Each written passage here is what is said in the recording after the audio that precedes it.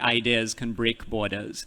And I think all four of the writers on stage this afternoon, in their work and probably in their personal lives, they're all border breakers in one way or another, mostly in good ways. We're very happy that, thanks to the British Council, Diana Evans and Nick Makoha can be here. They've both been brought here by the British Council to participate in this and other events, so thank you very much to the British Council for that. Diana is British, with part Nigerian, part English heritage. She's based in London. Some of you may have heard her read last night at the New Daughters of Africa launch. Nick was born in Uganda, currently based in the UK.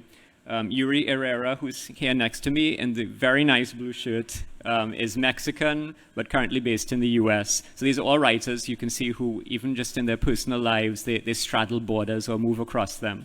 Jane Bryce, sitting at the far end of the stage, as I mentioned, as some of you will know, is a writer herself, a fiction writer, but also a scholar of literature, based at the University of the West Indies, Cave Hill campus in Barbados. She's a great border breaker herself, having been born in Tanzania, educated in Nigeria, lived for a while in London. Now she lives in Barbados, and she's here in Trinidad today. So I will let Jane tell you a little bit more about the three writers, and we'll get started, but please welcome them with a round of applause.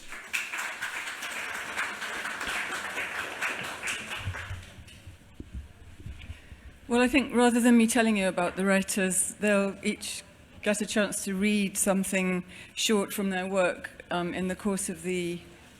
I have your book with me, so I'm sorry I didn't ask you earlier. So I wanted to start by throwing out a general question for each of them to answer, and so that you can hear their voice and get a sense of who they are. And I wanted to start just with a couple of quotes. There's a novel that came out around the same time that Diana's first novel came out. Diana's first novel was called 26A, and this is a novel by a Nigerian writer called Sefi Atta. And she says, or her main character says in this novel, I started to feel every time I proffered my Nigerian passport that my hand was leprous. She says, what was the country I loved? What was the country I would fight for should it have borders? And then Diana's first novel, 26A, is about a pair of twins. And when they first go to Nigeria, one of the twins asks the other one, how Nigerian shall we be then?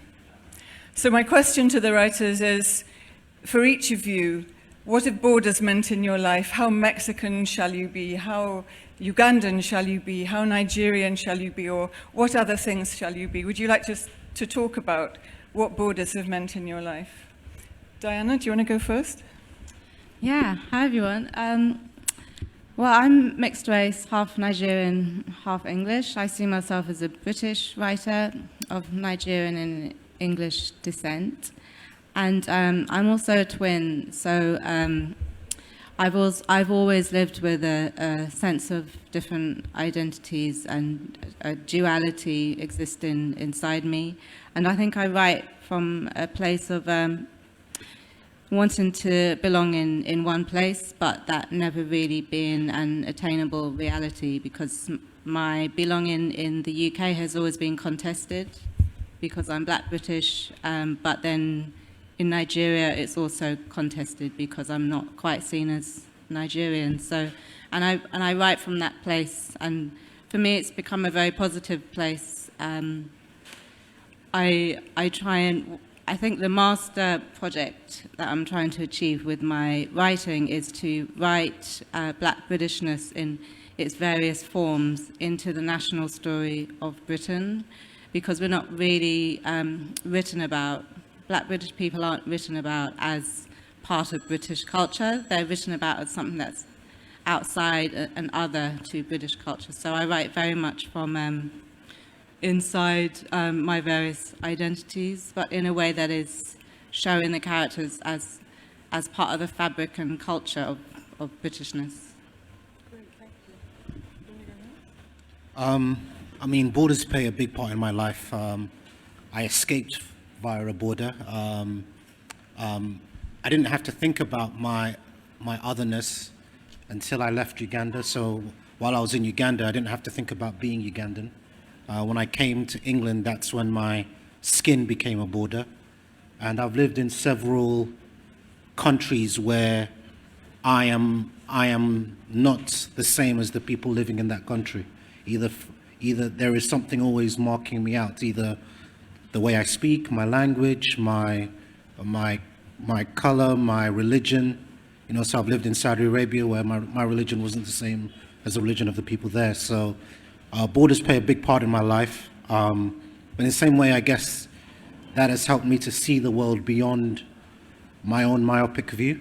So I've had to learn new worlds, as it were. Maybe you could just remind the audience what you were escaping from in Uganda.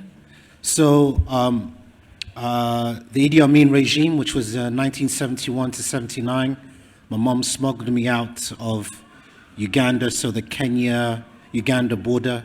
I've recently, I mean, it's not a plug, but I recently wrote a play about it called The Dark, because she did it all in one night.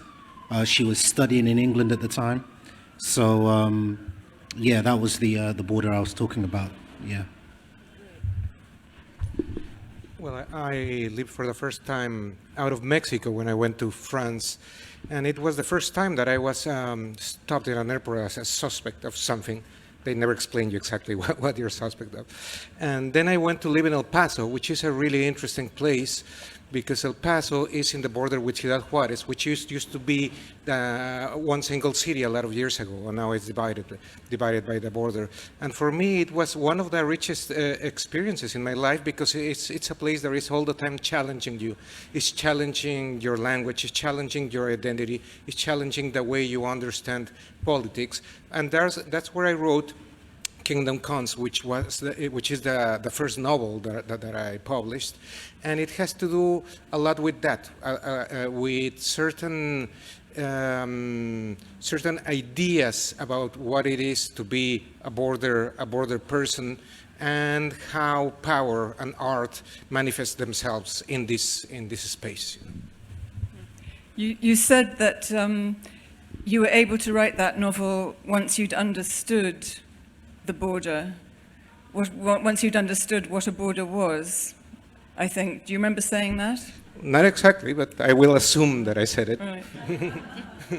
Well, I'm not sure I have understood exactly what a border was, what a border is. What I would say is that I have a lot of experiences and a lot of ideas that come from those years. I remember one time I was in a restaurant and someone said, the border is there where there is a tortilla factory. La frontera está ahí donde hay una tortillería. And what this person meant is that it doesn't matter what the states say, the border is wherever you are bringing your culture and your values and your language, which is something really beautiful to say, but at the same time it's sort of naive because the border is still this really concrete line with policemen and with soldiers. And the thing is that nowadays that logic of bringing the border with you, it doesn't matter how far away you are from the actual political border, is something that has been happening also on the other side. Now in the United States, if you are far away from the border, but you speak in a different language, mostly Spanish, and some Trump supporter hears you, he feels that he is entitled to treat you as a criminal, and that he is entitled to ask for your documents. Mm-hmm. So in that sense, the border is no longer just this line with these authorized agents, but the institutionalized racism has pushed the border in many other ways. Thank you, Yuri. So if we come back to Diana now, Diana's first novel was 26A, as I mentioned before. She has 3 novels. The second one is called The Wonder, and the third one is the one that she has here at the festival, which is called Ordinary People. And she mentioned that she's a twin. So the first novel is about a pair of twins, one of whom dies, and they'll forget, don't worry. One of whom dies and refuses to pass over into the spirit world inhabits the body of the other twin. And this is very close to a Nigerian tradition, part of a Nigerian belief system that she draws on, obviously, from her Nigerian heritage. In this novel, too, there's a child who haunts the house and starts to inhabit the body of the child who lives in the house, the daughter of the main character. So the question I wanted to ask Diana was if she could talk a little bit about that doubleness that manifests itself in so many ways in her writing, in biracialism, in the breaking down of the borders of personality, and in this novel too, in I suppose what you'd call mental health issues. And the main character starts to have a breakdown, and feels the borders of her personality being penetrated by malign influences. So could you tell us more about that, Diana? Yeah, I mean, I've always been interested in the supernatural and the idea that there is there's another dimension beyond reality, and that's something that I'm always probing in my writing. The first novel was so one twin dies, and her spirit inhabits the living twin's body, and that was something that I personally experienced when I was bereaved, and I wanted to write about that, but write about it in the context of a mixed race British-Nigerian identity. So I did some research into my mum's Edo culture, which is in the eastern part of Nigeria, and was reading about twins and attitudes towards twins through history, and the idea that twins were seen as a kind of a negative, almost demonic presence. And that story really stayed with me, and even though it was almost a foreign story to me, because I don't necessarily see myself as Nigerian. I'm half Nigerian, so there's this disconnection between me and Nigeria, but nevertheless I felt able to access that story and to own it and to take it into the wider story of the novel. And I think I do that quite naturally. You know, that's just how I approach writing, with a sense of freedom. Writing is borderless for me. I don't really ascribe to rules or themes. I just follow where the story takes me. In this book, Ordinary People, the main character's mother is Nigerian, and she's a source of great strength and comfort to the main character, but she also isn't able to be a role model for her, that the character has to find another way of negotiating who to be, what kind of woman to be. Could you tell us a little bit about that character, Melissa? Yeah, Melissa is she's the central consciousness of the novel. Every novel I write has a central psychology, and Melissa is at the heart of it. I was writing really about motherhood and the impact that motherhood can have on a woman's identity, and this idea of being split in two. So that's where the supernatural enters into this story, because Melissa feels that she's being inhabited by the spirit of the woman that used to live in the house. And I think it gives me, if I can find some supernatural conduit to a story, it helps me deepen the story, and it helps me just get to the heart of the character and to show something more. Okay, thank you very much. So if I could ask Nick a question now about his collection of poems, which is called Kingdom of Gravity. The collection starts with you aloft in a plane, flying somewhere, and you're reflecting on events 2 continents away. I also noticed that throughout the collection, you use the acronyms for airports for sort of intersectional titles. So we have, for example, MBA, EBB, NBO, etc. And you seem to be perpetually in a departure lounge waiting for a flight. And I wondered if that's a creative place for a poet to be, if some of your creativity almost relies on being in that sort of interstitial space. I mean, there are many ways to answer that question. Yeah, airports are important in my, I guess, just the makeup of who I am.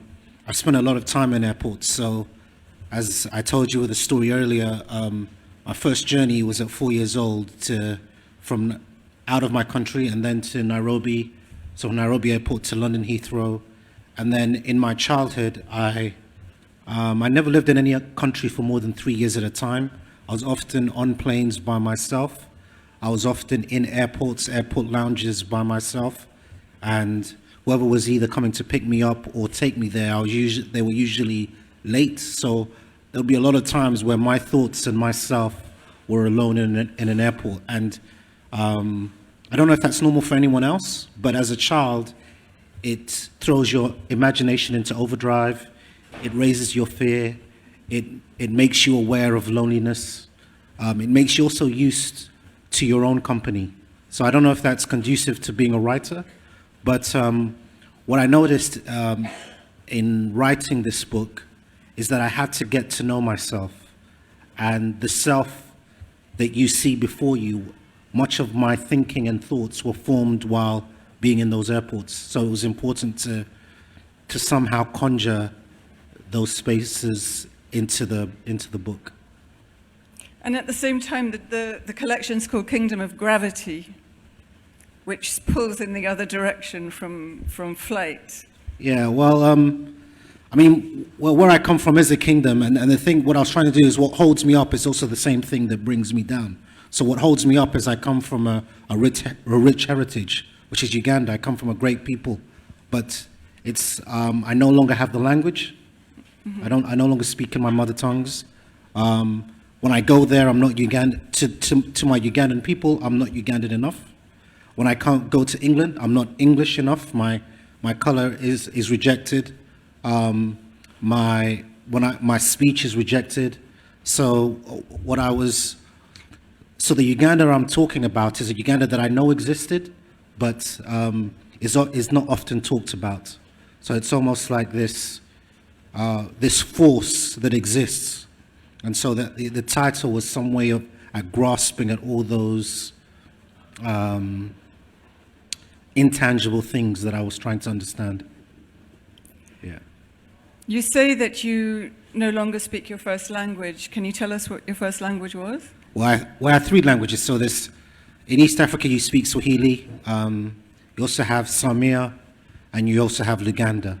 Samir, you can read and write. Luganda is, is not written down. So I used to know those three plus English. But when I came to London, it was only my mom who spoke in those languages, and oftentimes I wasn't around her. So English became the dominant language. And yet you also say in one interview that language became a refuge for you. Oh yeah, definitely. I want to say not just language, but poetry particularly, because kind of like how you said, when I write it is borderless. There are two other people in here. I'm part of a group of writers called Carve Econom, and bunch of poets, black poets, and I feel that my language, the language I am most free in, is poetry. So I'm able to be myself as a poet. I do not have to limit it. It is not condensed. It is not fearful. My poet self, I would say in many ways, is my true self, if that makes sense. You may say so. Yeah. Okay, thanks. So Yuri mentioned his first published book, which is called Kingdom Cons, and you also have a pair of novellas, which have been published together, that's right. Signs In preceding Australia. the Australian edition. Yeah, not in England. Yeah. Oh, okay. Well, when I tried to get hold of Yuri's book, the edition I got was the Australian edition. So the signs preceding the end of the world and the transmigration of bodies. And the question I wanted to ask you, Yuri, was about translation, since I've obviously read you in translation, and your translator for both these novellas has some very interesting things to say about working with your writing, because you make up words, you use neologisms, and you defamiliarize language a lot. So could you say something about your experience of translation? Yeah, maybe I will start with this thing that you said about defamiliarization. Now that Nick was speaking, I remember when I just arrived in New Orleans, which is a really complex place in racial terms. And I remember that one night, after visiting several bars, I came back and I wrote down this, and I said, when I go to a white bar, I am colored. When I go to a black bar, I am white. And when I will go to a Hispanic bar, I am the middle-class douchebag trying to reconnect with his origins. So, which in a way it's helpful to be in this awkward place, out of place, because I think this should be always the position of the writer, to really defamiliarize yourself and your language in order to create something new. And this is really helpful when you start working with translators. I work with my translators as much as they want. I never put pressure on them. And the first reason why I never put pressure on them is because I accept with a lot of joy that my novel, that my book is going to become something completely different. And that you just have to embrace that, because it's not only that certain words that you're using don't exist exactly in the other language, but there is something that I would say that is as important as this, which has to do with the rhythm and the musicality of the language. As any poet knows, you know, the rhythm of your writing creates meaning. It's not just the words that are creating meaning, but the silences and the melodies that are there. So it's always a different object in a different language. And I decide to trust my translators because they know that way of doing music, that way of creating new meanings. And I'm just happy that even though I don't understand what my book means in this other language, for instance, I have no idea what it means in the Dutch edition, or it's going to come back in Iceland, and who knows what that book's going to be saying. But I am excited about that, about the journey of this book becoming something completely different. You know? And even when it's not in translation, you had the experience with Kingdom Cons. You said yourself that it didn't create much of a stir until it was published in Spain, and then it started to gain critical attention, and then it became, it was much more widely read. So obviously, differently situated readerships receive the work differently. Do you have any thoughts on that? Yes, but I'm not sure exactly what happened. You know, the first edition of that book was in 2004, and by then the whole war on drugs issue was important, but was not the main issue. Whereas when it appeared in 2008 in Spain, it was already the main issue in Mexican politics. And well, so that is one of the things. And even though this is not a book about drug trafficking, a lot of critics started talking about it like that, because this is a book about the relationship between art and power, and the character that I used as a powerful character is a drug lord, and the character that I used as an example of an artist is a singer who is making songs for this guy. But I didn't intend it to be a reflection, a faithful reflection of what was happening in Mexico, but a lot of people read it that way. And the other thing that I would say is that the book appeared in Spain in a really young publishing house then, but directed by a very respected writer called Julian Rodriguez. So I guess the respect that he elicited in his colleagues was part of the early success of the novel in Spain. Okay, I see. If we could just talk for a minute about Signs Preceding the End of the World, which is about crossing a border. The countries that are being crossed between aren't named, but they sound like Mexico and the United States. And the main character crosses the border from the Latin-speaking side to the Anglo-speaking side in search of her brother. And when she finds him, he's joined the army. And he's joined the army in place of someone else who had joined up, but his parents didn't want him to actually go into the army, so they hire the brother to take his place. And when she finds him, he, in a sense, is lost to her, isn't he? He's through this experience of having been in the army and having fought on the Anglo side, he's become something else. So could you say a little bit about that? It seems as though the crossing of the border itself brings about this transformation that he can't come back from. Well, this book is about a transformational voyage, the voyage of Makina, the character. But in a way, it's also about the different ways in which you can lose your identity and gain a different identity. And sometimes it's without you knowing, and sometimes as a voluntary, really conscious decisions, which is what happens with the brother. In that specific story, I don't know if it's true, but an aunt of mine, which is one of the persons to whom I dedicated the novel, she used to be a primary school teacher, and she told me that story, that many years after she had taught this little kid, he came and he told her this story, that he went to the United States, and in order to stay there, he took the name of a kid whose family didn't want him to go to Iraq.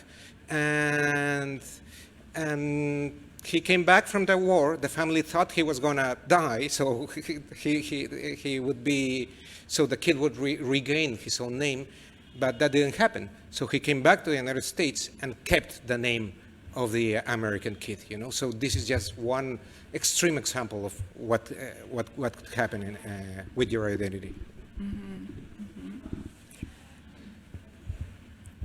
It's supposed to be a conversation, so I don't want to shut you two out. If there's anything that you've been thinking while you've been sitting there that you want to contribute, please go ahead. About language, about borders, about biracialism, whatever. Well, the biracial one, I'm out, but yeah, I mean, one thing that helped me write the book was this idea I call metics. It's like being a resident alien. Yeah. So you are in one space, but you have other spaces that belong to you. I think you were talking a little bit about that, you know, your Nigerianness, your Britishness. For me, it's my Ugandanness. And it can be even within a space. We did a workshop about that yesterday. So you can be from Trinidad, but you might be from Arima, but you also live in Port of Spain. So your Arima self and your Port of Spain self, the only thing they share is the body that they exist in. But they have different memories, they have different ways of relating to oneself. And I had to kind of negotiate that to figure out what is my Ugandan self, because I've existed in my British self longer than I have existed in my Ugandan self. But who I am is originates from my Ugandan self. And so there was a part of me that felt kind of incomplete. And also in writing, what tends to happen, particularly as writers of color or of otherness, we are often homogenized, so our experience seems the same. And I think Kyle Phillips talked about it in his session, where he was saying, when you come as what they perceive as an immigrant, you are either just Black, Indian, other. That's it. There's no variance. There is no nuance. And what I was really was searching for was the nuance of what is the Uganda I know, not the Uganda that was perpetuated in news bulletins by the British World Service or by the American newspapers, that gives the world this kind of very formulaic representation of my country. And also, the only way that they could see my country was through a dictator. So my country has a very negative connotation to it. And oftentimes when I say my country, people would say to me, oh, Idi Amin. But that's kind of like saying to a German or a Jew, oh, hi Hitler. You know, so, and it shows an ignorance that exists in the world, or a lack of sensitivity, or a lack of importance in what my story is, that you think that you are relating to me by saying one of the most horrible things you could say to me. You know, so I was like, well, I can either complain about it or I can write about it. And so the book is me writing about it and trying to not erase Idi Amin, but to talk about the people of Uganda, so that not just one narrative is speaking about my country, if that makes sense. So your experience of London is a little bit different from Diana's, because Diana grew up in London, and in your work you're writing not only about people of African origin in London, but people of Caribbean origin and the relationships between them, and how they discover both similarities and differences.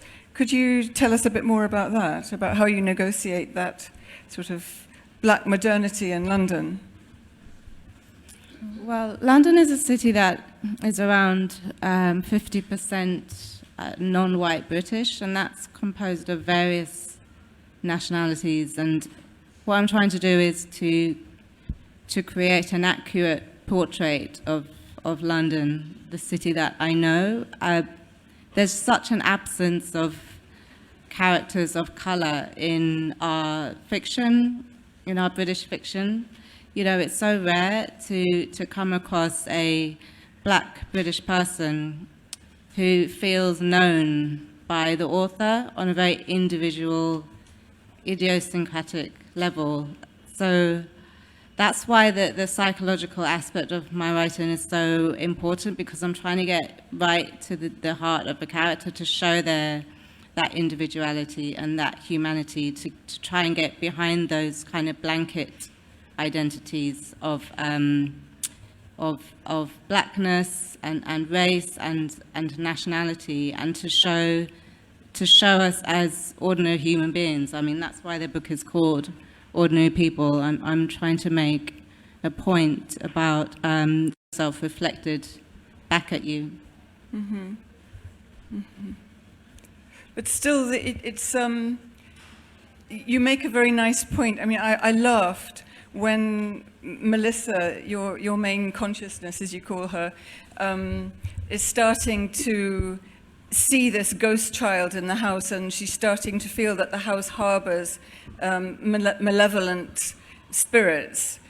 Her Nigerian mother tells her that she should hang garlic and she should put a half an onion on the windowsill and so on. And her husband, who is of Caribbean background, won't have anything to do with it and keeps throwing away the onions. And she has to keep cutting another one and putting it on the windowsill. I like that. You know, just those little differences. Yeah, I don't think those differences necessarily are because she's Nigerian and he's Caribbean, and that's exactly what I'm getting at. They're people, you know, they are who they are, and who knows where our psychologies come from, whether it's to do with our geography or our family, you know. There's so much that makes up a person's psychology, and that's what I'm always just trying to feel very connected to the characters. I think the fact that I am multiracial, it probably gives me a sense of access to different kinds of people and different kinds of characters. I feel a sense of limitlessness in who I choose to write about. The same way I feel when I'm in the Caribbean, I feel a sense of access to the place, because my belonging is contested in the places where I'm supposed to be from, and in the Caribbean is made up of people who came from elsewhere, and I can connect and relate to that. So I think identity is made up of so much more than just nationality and race. Yes. Yuri, you want to come in? Well, I was just thinking about something when Nick was talking about at some point do you complain or do you write? And I was thinking that it's nice the option of writing as complaining, as complaining about cliches, as complaining about, as this great poet that was just here before us, about the understanding language as a monolith, And I think one of the things that you need a lot of things to write. But I think that you, among other things, you need some sort of rage at some point. You need to do some sort of linguistic revolt. Otherwise, you are just repeating the manias from previous writers. What they told you that that you have to do. So I was just thinking about that. That in a way, what we do is that we have calculated complaints, maybe with metrics, and maybe with certain plots. But I think one of the things that we do, I'm not saying it's the only thing, but one of the things that we do, and one of the things that can fuel our writing, is complaining about the state of the world. No? Resisting. Let's call it resisting. No, I think it's a totally different thing, because there is something, a very cynical thing that politicians in Mexico used to say when they praised the opposition. They would say what resists is supporting, because the mere resisting is not necessarily creative. You can become just part of the same system, I don't have a theory about this, but I was just taking the word complain as a moment of lucidity of when you say like, no, this is just not okay, and I have the opportunity to create a whole different version of this. I mean, I would say that when you say these things about borders, I think the most powerful thing a human being can be is their whole self all of the time. And often as a person of color or if you belong to other genders, you are asked, particularly in the Western world, to let go of your full self. So I can't be my full blackness in a white space. Do you understand? So, and part of that is because they don't really know who we are. They have a perception of who they think that we are. And that perception dominates how they categorize us. So for me, I mean, if you talk about resistance, I mean, these are all words. For me, I just want to write my reality. Or I want to live in a world where I'm a father. I want to live in a world where my daughter and my son don't have to prove themselves to the world in front of them. So, and the most powerful technology that we have is story. And one of the ways that they control us is by not even writing our stories or turning our stories into just figures and numbers, or making us feel that our stories are worthless. So we could talk about whether it is resistance or whatever.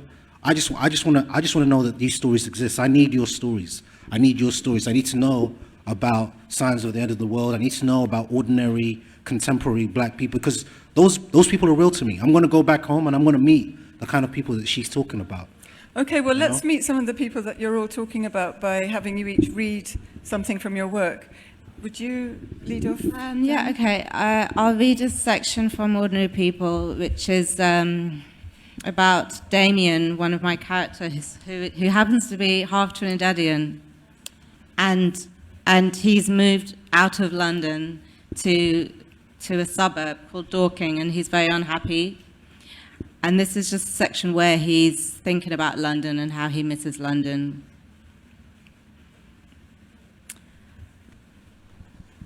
He missed London, the hum of it, the Brixton roar and the beloved river, the West Indian takeaways, the glittering of the tower blocks at night, the mobile phone shacks, the Africans in Peckham, the common proximity of planting, the stern beauty of church women on Sunday mornings, the West End, the art in the air, the music in the air, the sense of possibility. He missed the tube, the telephone boxes. He even missed, deep down, the wicked parking inspectors and the heartless bus drivers who flew past queues of freezing pedestrians out of spite. He missed riding from Loughborough to Surrey Quays on his bike with the plane trees whizzing by, the sight of some long-weaved woman walking along in tight jeans and a studded belt and look-at-me boots, and maybe a little boy holding her hand. The skylines, the alleyways, and yes, the sirens, the helicopters, and the hit of life, all these things he knew so well. And the fact, most of all, that he belonged there in a way that he would never, could never belong in Dorking. He was outside, displaced. He was off the A to Z. He felt in a very fundamental way that he was living outside of his life, outside of himself.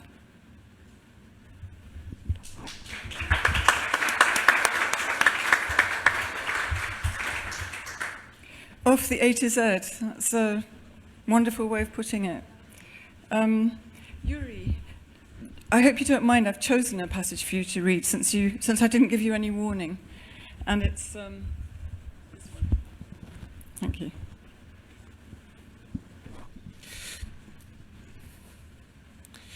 This is a moment in which Makina is reflecting about her work, because she is a translator. She doesn't call herself a translator.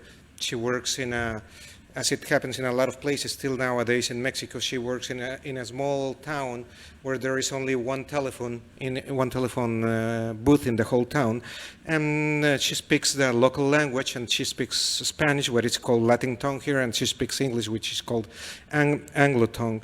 And she is reflecting about the ethics of when you put the words of someone in other words.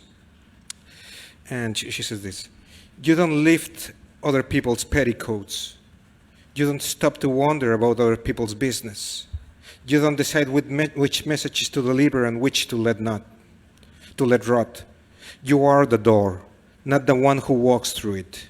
Those were the rules Makina abided by, and that was why she was respected in the village. She ran the switchboard with the only phone for miles and miles around. It rang. She answered. They asked for so-and-so. She said, I'll go get them. Call back in a bit and your person will pick up. Or, I'll tell you what time you can find them. Sometimes they called from nearby villages and she answered them in native tongue or Latin tongue. Sometimes, more and more these days, they called from the north. These were the ones who'd often already forgotten the local lingo, so she responded to them in their own new tongue. Makina spoke all three and knew how to keep quiet in all three, too. Thank you.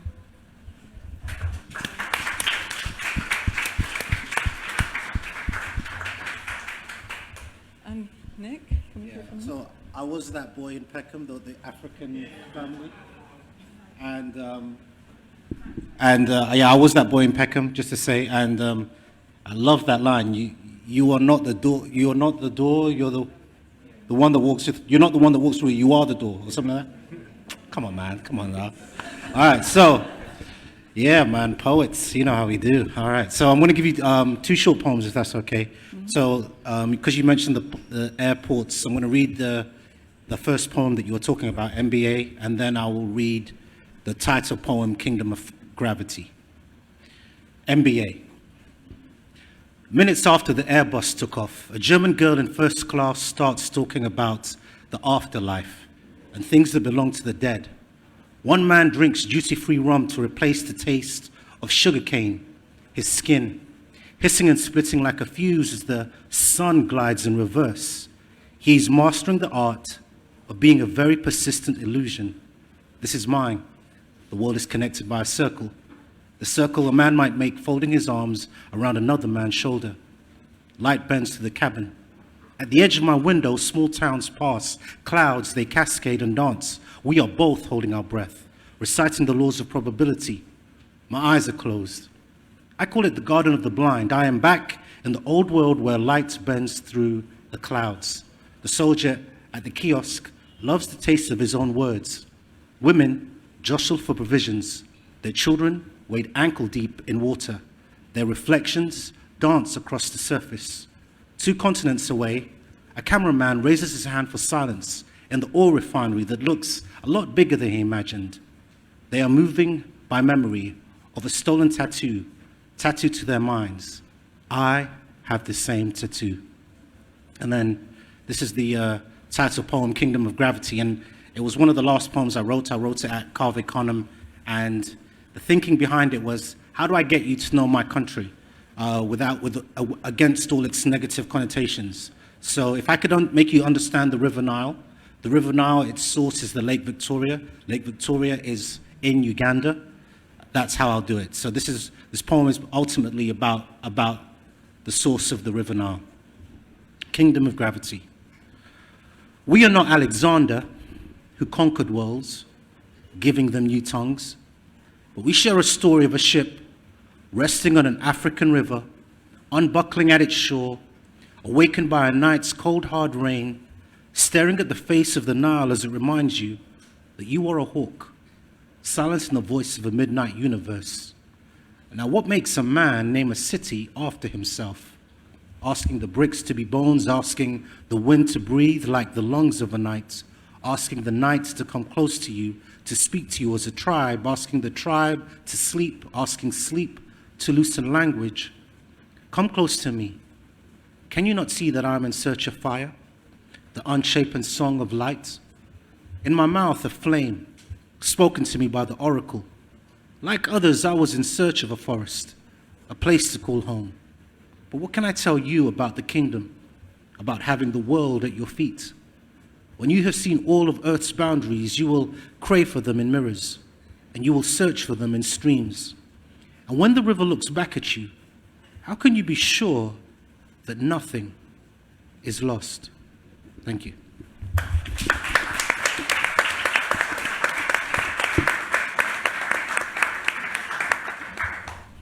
So, 3 very different writers. If you'd like to know more about any of them, if you have a question to ask or a comment to make, now's the time.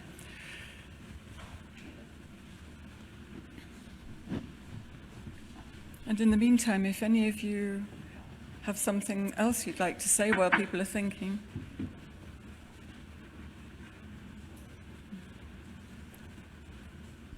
Hello. First of all, I wanted to say how wonderful it is to literally see the interstices brought to the centre.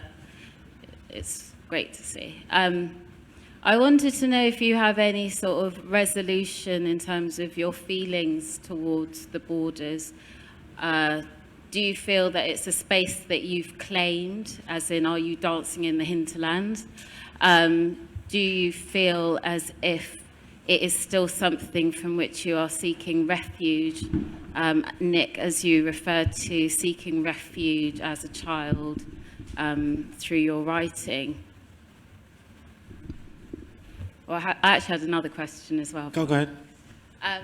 And my second question is, I'm quite interested in whether you feel traditional genres and structures can work for you, and how the loosening or the breaking down of boundaries informs the structures that you choose in creating your work. For example, Diane, you sound like you employ some magical realism, which is a hybrid structure, structure form, because you've had to incorporate the melange that you're seeking to describe.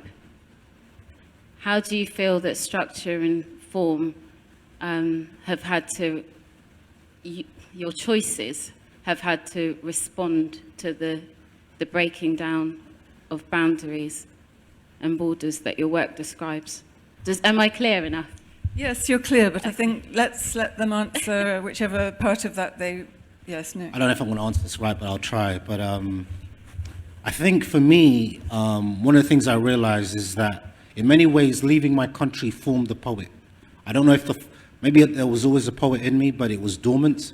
But having to leave and having to find a way to express myself in my otherness kind of has continually formed the poet. And I can point to points in my life where my otherness was constantly being tested. And I don't know if I will ever conquer it, but I know that it is almost like mining, not that I'm intentionally mining my pain or my sorrow, not that it is pain or sorrow, but I'm trying to figure myself out.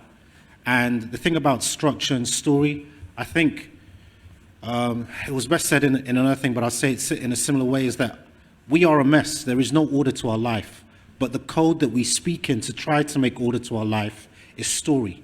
And there is a way to tell that, and each telling, so all our stories, we all have stories here, but they're not the same. So they need a different structure.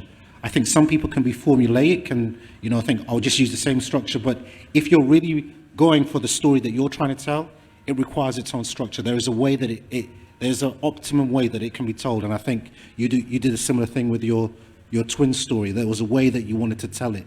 There's always a super thing because you have this thing about identity, but I do think I always work at the structure towards the end of putting something together. So I come up with this thing, it's a mess, it turns into something else, and then a form suggests itself. But it's whether or not I'm listening clearly enough to what that form or structure the work is suggesting. I'll leave it there. Diana, you want to? Yeah, well, talking about structure, I think the story that I'm trying to tell always finds its own structure. I don't set out to use any particular form or structure or device. I don't think now I'm going to use, employ some magic realism. I write very much in service of the story. I do tend to draw on traditional novel structures. I tend to write in the third person quite naturally, and I'm quite influenced by Leo Tolstoy's work, which is very much, traditional third person narrative. It has that kind of grand narrative feel to it, and I'm very attracted to that form of the novel. But within that wider structure, I like to play around a lot, and I'm really attracted to novels that are written by poets just because of the way they employ language, because of the interest in language. And there's a British writer, you probably know her, Bernardine Evaristo, who is constantly playing with form. She writes novels in verse. She's written a fusion novel, she calls it, called Girl, Woman, Other. And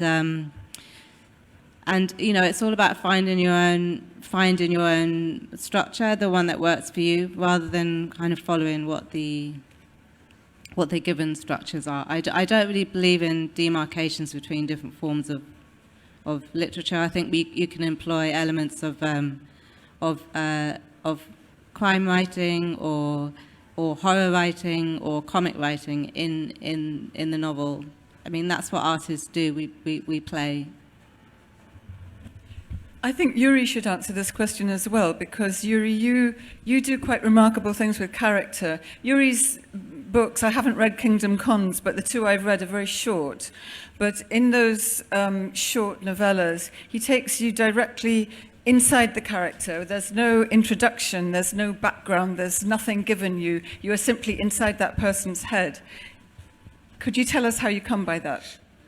Well, now that we're talking about borders, one thing that the novel allows you to do is to just jump those borders, and you can just play with poetic language, and sometimes you can be plot driven. And one thing that I have been trying to learn from the crime novels is how they don't give you a whole introduction. They just push you immediately into the action, and the action is it's not just some surface, but the action is already telling you a lot about the society in which it's happening, you know. And particularly one thing that I have been trying to learn from is what the French call the American noir novel, which is not only about the plot, but it's also a whole reflection on the nature of power, on how this relates to racial issues in society, and without making an explicit political discourse. It's just the politics are there in the flesh of the characters, in the way the characters react, and this is something that I have been trying to learn. And one other influence I would say is the medieval texts of voyages. They are really amazing for me, because these writers in the 12th, 13th century, they were talking about things that they really had no idea about, you know. They would go to the Middle East, or they would go to Africa, and they would see animals that they didn't understand, or they would see places that they didn't understand, that they would just make up shit. And on one hand, there is a lot, it's a power move, but on the other hand, it's just a sort of inventiveness that I really envy, that that we shouldn't be just happy with the names we inherited for things, but that we have to keep making them up all the time. Making them up all the time. Another question? Yes. Hi. Yeah, just wanted to say thank you to all of you for the conversation and the readings. My question is for Yuri, and it's about, so Makina is such a powerful character, I think, and it's interesting that even before the crossing, we see how she's used to border crossing in different ways, right? And there's like all the different borders in the novel, that not just the physical border between the two nations. But I was intrigued by the decision, and it could have been as well a translation choice, because sadly I've only read the English translation, but I was wondering about the decision to demarcate sort of the Latin versus the Anglo, as opposed to perhaps like Spanish and Anglo. I wasn't sure if that was also perhaps a gesture to kind of like geographically and culturally as well, to sort of have I was curious about that. You mean about using Latin and Anglo instead of using Spanish and English? Yeah, that was a question. Well, yeah. There's something that I don't know if this is something that you think a lot about. For me, the names of the places and the names of the characters are really important, and I don't just choose them randomly or just because they remind me of someone. Because what I think is the names sometimes create a limit in the reader's mind. You know, if you say this is happening in Mexico, for a lot of readers, they already think they know what Mexico means. Like the way you were talking about Uganda, no? You put Uganda and people think they know because they know one name. You know? Because there's an already always listening of how the world should exist. Yes. Yeah. And the same thing happens with certain names, you know. So in this case, yeah, I was alluding to the fact that there is a place where they speak a Latin language and an Anglo language, but I didn't want to just restrict the way the readers could do this. So, and regarding the names of the characters, one thing that I like is that the name somehow create some tension with what you are expecting from the character, and that tension can be resolved in one way or the other. So I'm not saying that I'm always clear what I'm doing with the names, but it's something that I try to do some experiments with them. If you're talking about names of characters, the character in the Transmigration of Bodies, the main character is called the Redeemer, which is an interesting name because it has Christian connotations, but there's nothing religious about him. So you spend the entire narrative asking yourself, what is he redeeming? Could you talk about that? I'm not a religious person, but I am always using religious references in my books. I always, I don't know, I just love the Bible. It's full of sex and violence, and you know, the history of art is pretty much about that. And this character, actually, in the Spanish version, the original version, is called alfaqueque, which is an Arab word that appears in a legal document made in the 13th century in Spain, and it's called Las Siete Partidas, and it's 7 books. And in one of these books, the people who made it, supposedly it was one king, but actually he had a lot of lawyers and writers doing it. They decided to devote this one chapter just to this one job because it was so important. And this job was the work of a guy who was to be the negotiator between the Christians and the Muslims in what the Muslims call the lost of Al-Andalus, and what the Christians call the reconquest. Right. You know, it depends on from which point you're saying it. But this character, the alfaqueque, was in charge of doing negotiations to exchange corpses. Right. It was so important that he had his own chapter in this legal treatise. And I remember reading this a lot of years ago, and when I was writing this novel, it's a novel of 2 families that are confronted in a society that is full of fear. I thought that this is the kind of character that we need in a lot of situations nowadays. So in Spanish it's called alfaqueque, which is, again, an Arab name. And we had a lot of discussions with Lisa, the translator, how to call him in English.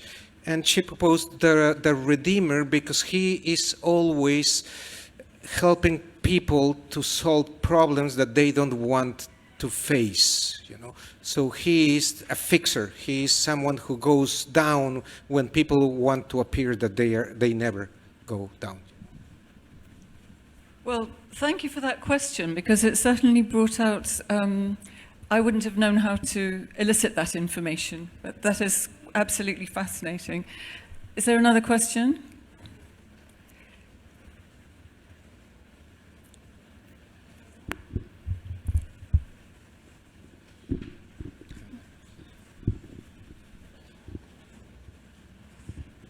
Hello.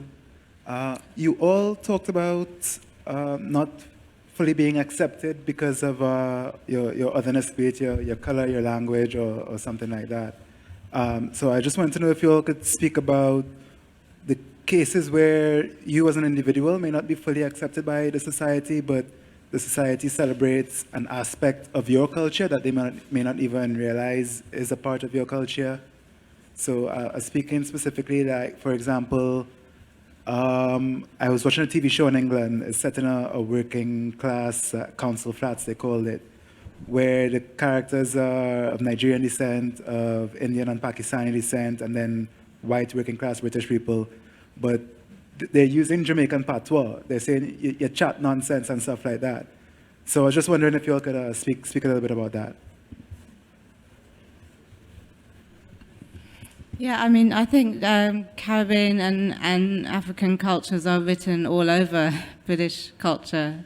There's areas of London that have, their whole identity has been defined by migration, such as Notting Hill, very Caribbean influence, Brixton as well, which is why the whole gentrification thing that's happening in London is quite absurd, because it's the influence of these so-called other cultures that have created the character of these places, that have made them so attractive to the bourgeoisie, you know, because they're interesting and they're exciting, they're colourful, they're exotic, and that's what draws people. And then the more the mainstream moves into those areas, then the more difficult it is for the people who made the culture of that area to live, which is very sad. I think that's a really sad thing about gentrification in London, is this sense of claiming a place because you've had to claim a place for your own, and then losing this place because of capital and class, essentially. But there's this new language now that has developed in London. It's called Multicultural London English. It's actually become an official UK language, and it's made up of elements of African languages and dialects and from the Caribbean. And, you know, the celebration of black culture is all over London, and that's what I really try and celebrate in my work, because I see it as a very positive thing. I don't know how to answer that, but I will try. But language is important, and right now we live in a world where, I mean, I hate to, this is just a part of the conversation, but as we, as black people or people of color, are always having to figure out ourselves. So the white dominant culture doesn't have to think about who they are. It's always being perpetuated. So if I say to you, New York, you already have in your mind what that is. You know how it exists, its structure. But if I say to the people in New York, Trinidad, they don't, what's he talking about? Like, they have a very narrow lens of what that looks like. And part of that is the language, and there are many languages. So there's the language of poetry, there's the language of film, there's the language of comics. I mean, these are all interesting things, but, you know, if you just think about, for example, Black Panther, all of a sudden what it did is it fired up the imagination of the whole world to think, oh, a modern African people, how interesting. But that isn't something new. That is just something new in the Western world, you know? And so what it is that what we're trying to reclaim isn't something that's new. We're just trying to be able to say, look, there are many parts of this world that are invisible to you and that actually exist, and that will allow you, for example, a man like me, if I walk down a street in London at a certain time of night, most people are scared of me, not thinking that I might also be scared. So I, as a black man, I'm not allowed to be scared, but I'm allowed to scare other people just by walking.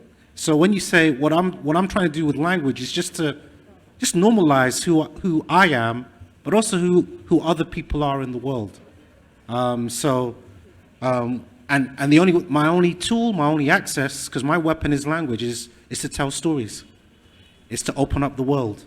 It's to stop talking in these fantasies and to give you things that you can relate to. Yeah. Well, I don't know if this answers exactly to what you were asking. A few months ago, I was invited to give a lecture in a university in Louisiana, and like a week before, the organizers told me, well, we have to inform you that in the website where the lecture is announced appeared some hate messages. You know, so we think it's going to be nothing, but we're going to hire some police, you know, which, of course, nothing happened. But it says something about the state of the world where you're going to talk about a book and you need a policeman. Yeah. But the thing is this, I have that privilege, you know. The millions of migrants in the United States that are being persecuted right now, they don't have this privilege. Not only to say things about the government or whatever the way I do, but just to speak in their language, just to say something really simple in their language because some racist asshole is going to call the police in that moment, you know. And so it is important to me to be aware of my privilege in that sense, that why am I being protected by these institutions, even though apparently I come here to criticize the government and to criticize these institutions. So there is a way in which my work is being, I don't know, objectified or has become comfortable within these institutions, you know. And I don't know if the answer is just to start burning the table every time they invite me. But I think the first thing has to do with doing what you just done, that to ask ourselves, what is the role that we are playing within the broader system, you know? Anybody else feel moved to ask or comment in any way? Because if not, I think, I don't know about the rest of you, but I'm shaking with cold. Yeah, I think this has been a very good panel, and I don't think the panelists will mind if we wrap it up 10 minutes early, so we can all go and get a hot cup of tea. So let me thank Yuri Herrera, Nick Makoha, Diana Evans very much.